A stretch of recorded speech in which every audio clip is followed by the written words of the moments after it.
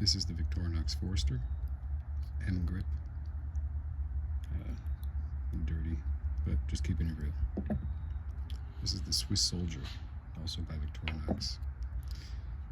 Even though it's got a Wanger emblem, you see that logo right there? You can do your own research and figure out why that looks different. But this is how I carry them. It's pretty straightforward, really. Practical.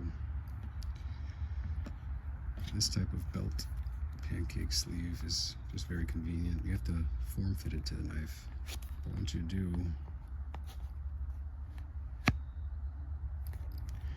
it's very slim, low profile, rides on the body, nice, so you don't feel like you have a belt knife on. This one's general purpose work.